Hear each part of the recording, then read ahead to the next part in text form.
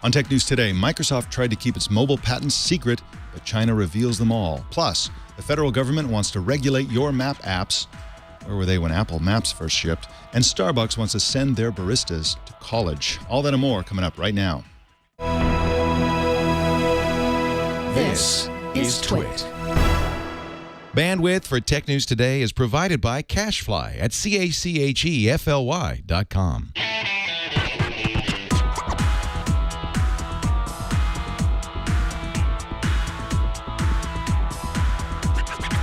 This is Tech News Today for Monday, June 16th, 2014. This episode is brought to you by Squarespace, the all-in-one platform that makes it fast and easy to create your own professional website or online portfolio. For a free 2-week trial and 10% off, go to squarespace.com and use the offer code TNT. Welcome to Tech News Today. I'm Mike Elgan. Jason Howell is off this week, and Anthony Nielsen is filling in for Jason. Tech News Today explores the big stories of the day with some of the world's best journalists. My co-anchor today is my invisible friend.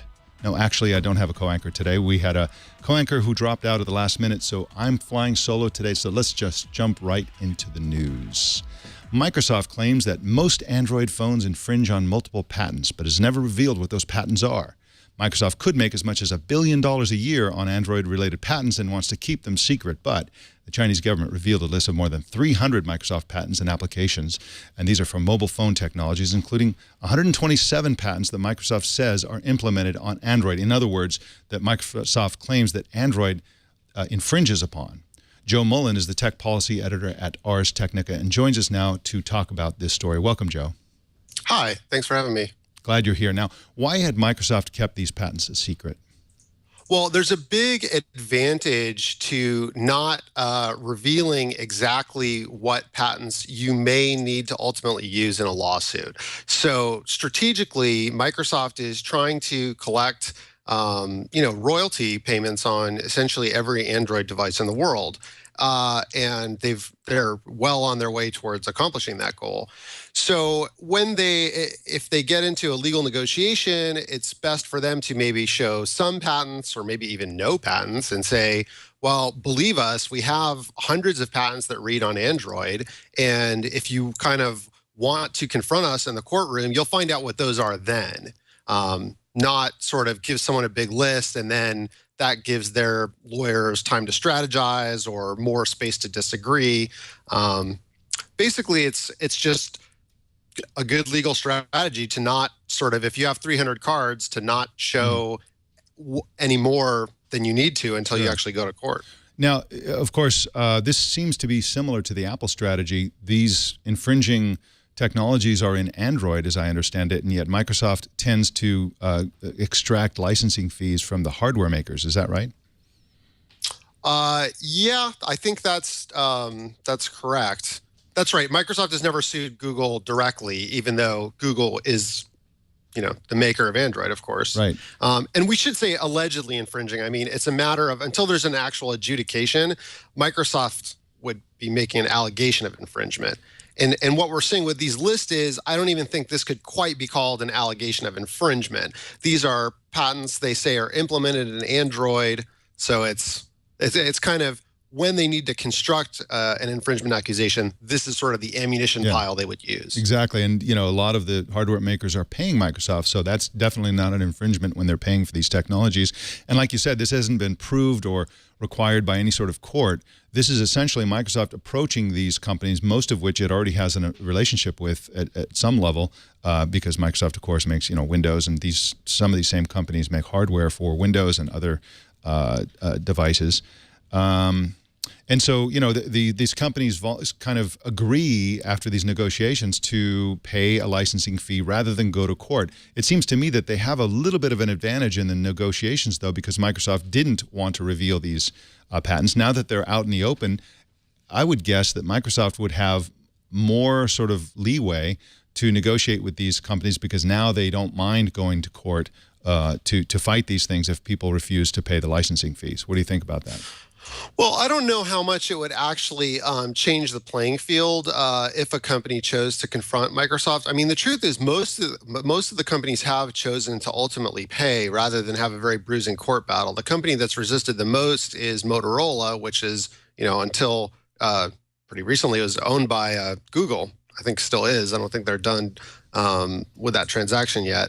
But certainly, if you're at this point, now that this list is out there, if you are looking at a negotiation or a renegotiation with Microsoft, I mean, Microsoft can be sure that lawyers on the other side are going to want to take a look at this.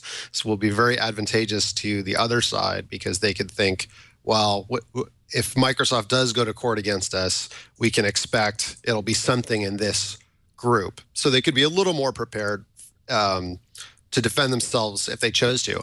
But that doesn't change the basic math of the equation, which is that it costs millions of dollars to defend a patent case, even through trial, even if you win. So for a defendant in the patent case, the best case scenario is you lose, $3 or $4 million in legal expenses, and then that's it. You won. And of course, the nature of these patents has been a little bit of a mystery to users and to companies within the industry for a long time. So what are the nature of what are these patents around? Are they around surfing the web? Are they around wireless technologies? And where do they come from? Are they developed by Microsoft or are they part of acquisitions? Yeah, it's an interesting mix. I haven't done searches on every one of the 310 patents, but I did run through quite a few of them. And, some of these are, first of all, that 310 number, some of those are issued patents and some of those are applications, but they come from different areas. Most of them originated at Microsoft Research Labs. And then there's a significant group, especially in the group that are just said to relate to smartphones generally, the standards essential patents, that came from Nortel. That was the big purchase. The Nortel patents were purchased for $4.5 billion out of bankruptcy by a consortium of companies that included Apple and Microsoft, as well as Ericsson, Sony, BlackBerry. So some of those patents were handed off to a licensing entity, the Rockstar Consortium, which actually did sue Google. And then some of them we know have gone to the companies that were part of Rockstar, like Microsoft. So it's interesting to see there are a bunch of Nortel patents in here related to things like just network management and sort of how to manage a wireless network, essentially. Then there's other patents that are in areas where Microsoft has had traditionally pretty strong research, like video search and things like that. There are also patents connected to, specific identifiable Microsoft technologies like the exFAT file arrangement system and one other, an Exchange ActiveSync. That's another one. That's there's a group of patents directed to that. Now, Google is a company that's throwing around billions of dollars on airplanes and balloons and robots and all kinds of crazy stuff. Why don't they spend money to develop parallel technologies that they can patent so that their partners don't have to pay Microsoft this licensing fee? Well, they have. Google has plenty of patents, and they have shared patents. They've done exactly what you suggested. They've shared patents with partners who have been confronted in patent infringement lawsuits. I know that they shared patents, for example, with HTC. So Google is supportive of its hardware partners who make Android phones. But at the end of the day, if Microsoft chooses to assert patents against those partners or to sue those partners, there's a limit to how much support Google can offer. Again, it kind of doesn't change the basic math of these situations, which is that a patent lawsuit of any kind is hard to deal with and expensive, and a patent lawsuit brought by Microsoft with its, hundreds of lawyers on its legal team and a great deal of resources could be a very bruising scenario for any tech company. The Chinese government lately has been sort of on the warpath against American technology companies. Is this revelation of its list of patents sort of a slam against Microsoft, or is this just how they do their process of regulating mergers and acquisitions and other types of regulation? Yeah, that's not clear to me, actually, from reporting on this story. I linked to the Chinese language website on their ministry, from their Ministry of Commerce where these lists are hosted, but I didn't do a full official translation of that page. I got a hold of a sort of partial unofficial translation, so I can only kind of speak generally to the context that these patents were presented in, and I'm certainly not a Chinese language speaker myself. So this was done as part of an antitrust review. China wanted Microsoft to kind of agree to a variety of conditions before it could move ahead with its Nokia purchase. And Chinese regulators were clearly concerned with Microsoft sort of dominating parts of the market and maybe making moves that could really raise prices in certain areas. Android is popular throughout the world, and it's really popular in China. So they generally were concerned with sort of anti-monopoly and antitrust laws and making sure Microsoft didn't totally dominate the market. Yeah. And they wanted the patents to be disclosed, apparently, as part of that. It's hard to imagine Microsoft would have, wanted this list to be published. Sure. Microsoft did publish a blog post when the review was complete, saying that the Chinese government acknowledged, sort of confirmed that hundreds of patents were being used in Android, but that's a very odd wording. I mean, no one could have created this list but Microsoft. So it seems like what happened is the Chinese government really wanted to know sort of what they had on Android. Microsoft showed it to them, and the Chinese government published it. Yeah, you made that point, and it was an interesting one in your article. That Microsoft seemed to be weasel wording their language to imply that the Chinese government confirmed their claim of infringement, when in fact that's, as you point out, that's almost certainly not what happened with the revelation of these patents. So that was a really interesting point, and I think that Microsoft might want to reword that. Now, somebody in the chat room whose name, probably not their birth name, is Web8960. I'm guessing that's a pseudonym. Said that, why can't Google just countersue and get this over with? I mean, Google, I think, would love to go to court over all these patents with Microsoft, settle it once and for all, whatever the arrangement is, and then just move on so that their partners aren't being nickeled and dimed to death by Microsoft. Is that a possibility? Do you have any idea whether that's even something that's possible within the U.S. legal system? Yeah, I mean, that is, in a way, that is essentially what has happened. I mean, for their own business reasons, the Android partners like, Samsung, HTC, other companies have agreed to strike deals with Microsoft. It's just not worth their time to have this bruising legal fight for whatever reason.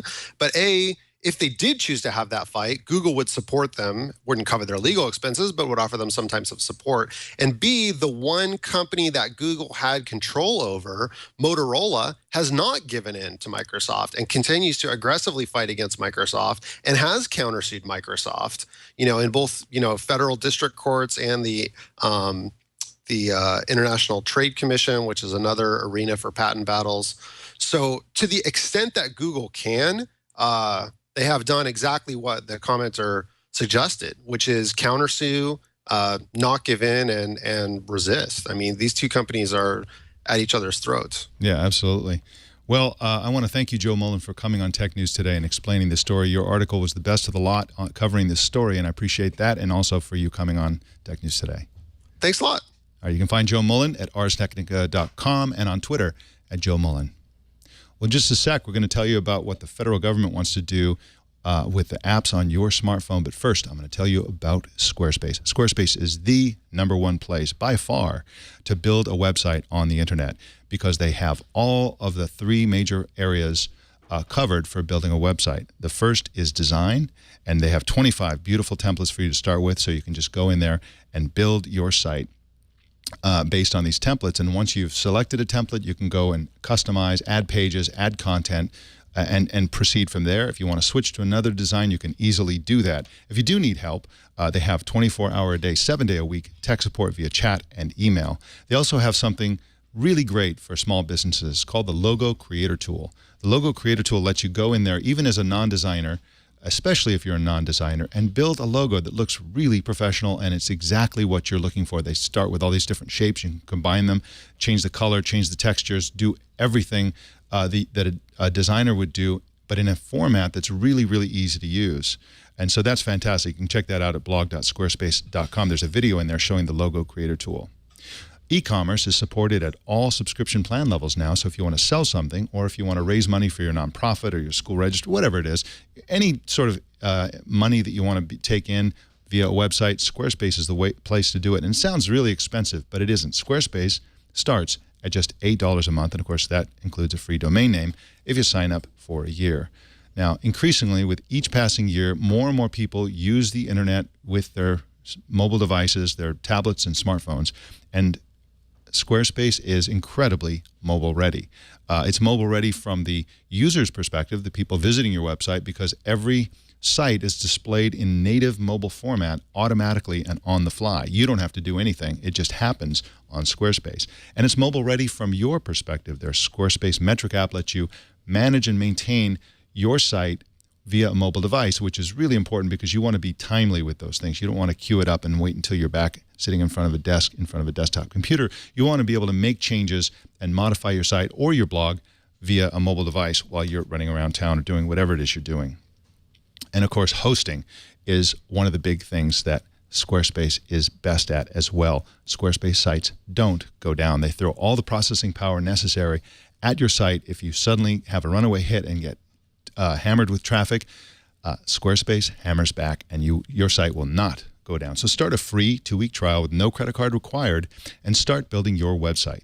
When you decide to sign up for Squarespace, make sure you use the offer code TNT, and that'll get you 10% off. And it'll also show your support for Tech News Today, which we appreciate. We also thank Squarespace for their support of Tech News Today. And remember that a better web awaits, and it starts with your new Squarespace website. The U.S. Department of Transportation wants the power to regulate all navigation products, including maps and apps on your smartphone. It's part of the proposed Grow America Act. And, of course, the Grow America Act is loaded with all kinds of new laws and regulations and stuff like this. So this is sort of tucked in there. And this act would give the National Highway Traffic Safety Administration the authority to choose whether or not apps need to be taken off the market, whether they have to be modified in some way. And they claim that their concern is safety, that apps that can, give you directions to drive into the San Francisco Bay are inherently unsafe, and therefore they want to be able to regulate them because you are not intelligent enough to know that if there's no road there, you probably shouldn't be driving on it. Grow America, interestingly enough, all of the whole words Grow America is a gigantic acronym that stands for Generating Renewal, Opportunity, and Work with Accelerated Mobility, Efficiency, and Rebuilding of Infrastructure and Communities Throughout America. That's right. The A at the end of Grow America stands for America. Incredible. People are being paid to come up with acronyms like that. The Intelligent Car Coalition told the Times that the government doesn't have the budget or the structure to oversee both Silicon Valley and the auto industry, and that, I think, is a very, very good point. Well, Starbucks announced a new perk for employees, a subsidized online university education. Starbucks and Arizona State University are partnering to provide a big percentage of the tuition. The normal cost is about $10,000 a year, and about $3,250 of that would be paid for under this new plan. That's, again, for the first 2 years. Financial aid would pay for most of the rest. 135,000 U.S. employees who work at least 20 hours a week and who work at Starbucks-owned stores would qualify for this plan. It's called the Starbucks College Achievement Plan. The old Starbucks university perk was $1,000 a year for education at certain schools. So this is a huge ramping up of the amount that Starbucks pays to subsidize the education of their employees. Unfortunately, Starbucks employees are paid badly enough to qualify for Pell Grants and other types of financial aid. So the combination of the Starbucks gift and the grants and financial aid would pay for just about all of it for people in their first 2 years, and would pay for, on average, all of it for people in their last 2 years. So, for example, employees who start as juniors or seniors would earn full tuition reimbursement.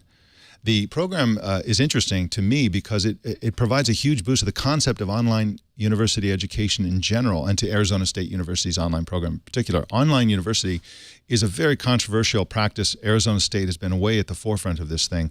And so this really, I think, provides a massive boost to that. And I think that it's going to be taking off over the next 10 years with more and more people in the United States and around the world getting their university education online. Well, Domino's Pizza was hacked last week in a ransom attack. The hackers revealed their demand of 30,000 euros in a tweet as well as on a web post. Domino's is refusing to pay. The attackers threatened to release the personal information of more than 600,000 customers in France and Belgium. The hacker group is called Rex Mundi, which means King of the World. Presumably that's they're big fans of the movie Titanic. Hackers said the following on their post, quote, "We downloaded over 592,000 customer records, including passwords, from French customers and over 58,000 records from Belgian ones. That's over 600,000 records, which include the customers' full names, addresses, phone numbers, email addresses, passwords, and delivery instructions." Oh, my goodness. Your delivery instructions may be out in the wild and available to the highest bidder.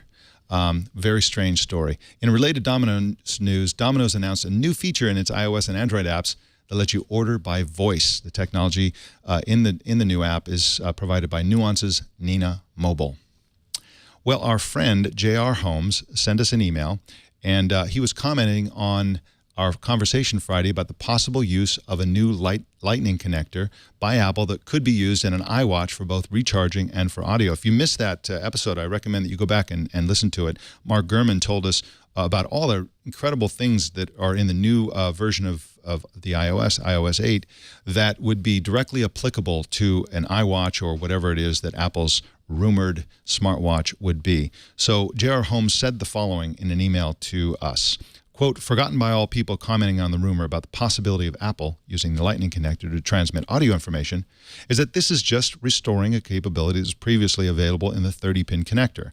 All those 30-pin speaker docks that use the ability to play music from the connected iPhone very easily. That Lightning connector didn't allow, and that the rise of Android devices is what has driven the rise of many Bluetooth speakers we see today, albeit reduced audio quality. While I like the rise of the Bluetooth connected devices, it was also very convenient to simply drop the phone or iPod into the dock and have it play very easily without charging." So this is a really interesting point, and of course it's easy to forget that the new improved Apple connector had a reduced capability there, and it caused a change in the market. So very interesting email. Thank you so much, J.R. Holmes. Well, in a follow-up, Level 3 Communications said today that it plans to buy TW Telecom, which is a major ISP for businesses. The price of the deal is about $5.68 billion, and the deal is expected to close by the end of the year. In other news, astronauts on the International Space Station are getting an espresso machine. That's right, the coffee maker is custom-built for space by engineering firm Argotec and coffee seller Lavazza. It dispenses caffeinated brew into a sealed plastic bag so the coffee doesn't go floating away in the weightless environment of Earth orbit. It also makes other hot beverages like soup and things like that, but it's mostly geared toward making espresso. The new machine will arrive along with astronaut Samantha Cristoforetti, who is the first Italian woman in space ever. By the way, the ISS's new espresso machine is called what else? The IS Espresso. Yeah, another great name. Well, that's the Tech News Today. There are lots of ways to subscribe to Tech News Today, and you definitely should subscribe. You can go to twit.tv/TNT. You can go to YouTube at youtube.com/Tech News Today, and follow us on Twitter at Tech News Today TV. And we want to hear from you. Comment on Google Plus or Twitter using the hashtag Tech News Today, and we're going to find that tweet or that post. Send us an email at tnt@twit.tv or leave us voicemail by calling 260-TNT-SHOW. And also, don't miss our evening newscast, Tech News Tonight at 4 p.m. Pacific tonight and every weeknight. My name is Mike Elgan. Thanks for tuning in. We'll see you tomorrow.